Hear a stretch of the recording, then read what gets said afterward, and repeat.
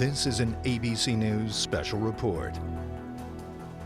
Good morning. I'm George Stephanopoulos at ABC News headquarters down here in Times Square, and we're interrupting your regular program because ABC News has learned that Anwar al-Awlaki, the American-born al-Qaeda operative who's been living in Yemen, Homeland Security officials call him the most significant threat to U.S. Homeland Security, has been killed. He's been tracked for months by U.S. security. There had been a failed attempt on al-Awlaki back in May. He got away, but this time we can confirm that Anwar al-Awlaki, the most dangerous al-Qaeda operative in the world today, has been killed. He had been linked to the 9/11 attacks and in more recent years had been linked to the Fort Hood shooting, to the potential bombing in Times Square, and to the failed underwear bombing back in 2009.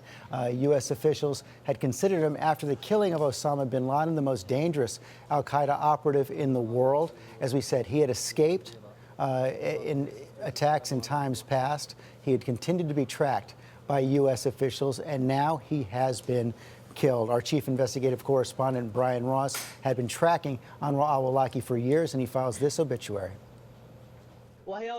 The United States had been seeking to kill or capture al-Awlaki for almost 2 years.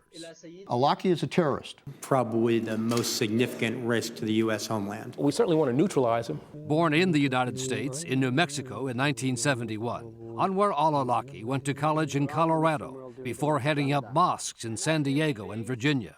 He presented a calm demeanor in a 2001 Washington Post video profile. Islam is a religion of peace.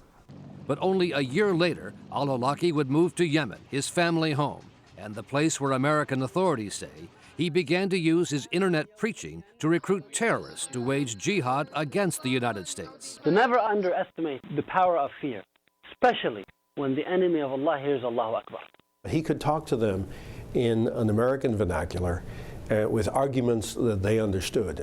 U.S. authorities say the accused gunman at Fort Hood, Major Nidal Hassan, killed 13 soldiers after al-Awlaki provided religious justification for jihad in a series of emails. Al-Awlaki was also accused of organizing the attempt to bring down an American jetliner over Detroit on Christmas Day 2009. U.S. officials say the so-called underwear bomber was advised by al-Awlaki prior to the mission, and that there were many, many more drawn to al-Qaeda training camps in Yemen by al-Awlaki's message to do battle against the United States. I think taking him out of the picture is a major achievement in terms of American security. In fact, in terms of immediate threat, it could prove to be more significant than the death of Osama bin Laden. Brian Ross, ABC News.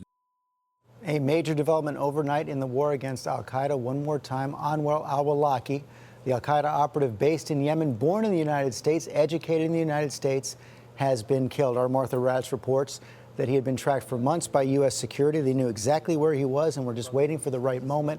That moment has come today. We'll have much more on Good Morning America coming up at 7 a.m. Eastern Time. And, of course, you can follow this all day long at abcnews.com. I'm George Stephanopoulos in New York. This has been a special report from ABC News.